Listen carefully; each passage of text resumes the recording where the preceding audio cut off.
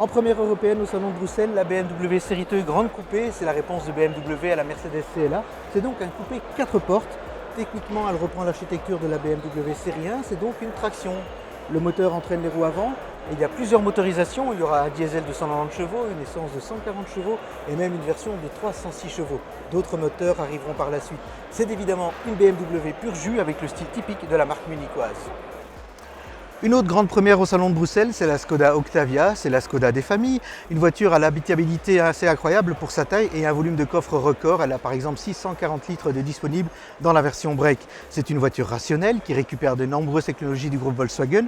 Ainsi par exemple, elle a tous les moteurs de la Golf 8 dans la version avec la technologie 48 volts.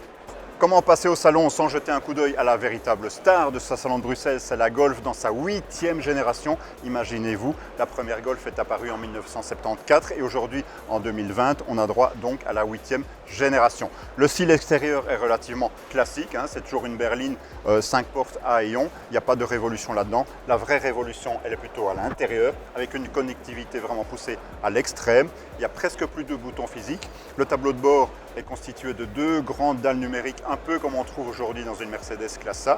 L'autre grande révolution, elle est sous le capot, avec une nouvelle génération de moteurs 1500 à essence, 4 cylindres, mais qui a droit à la micro-hybridation 48 volts. En première mondiale, au Salon de Bruxelles, Opel présente le facelift de l'Insignia. L'Insignia, qu'on le reconnaît globalement parce qu'il n'a pas beaucoup changé, il y a quand même de nouveaux équipements, de nouveaux moteurs sous le capot et puis de nouveaux phares avec des phares matriciels beaucoup plus perfectionnés que ce qu'ils n'étaient déjà.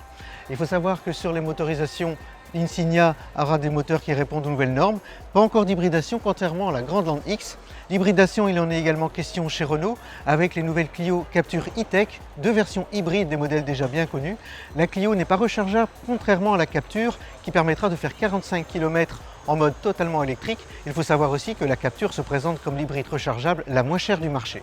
Nous voilà au volant de la Jaguar F-Type qui présente son facelift en première mondiale au Salon de Bruxelles. Ce facelift se concentre surtout sur l'avant, mais également sous le capot avec la disparition du V6 3 litres. Mais heureusement, en plus du 4 cylindres, il nous reste le V8.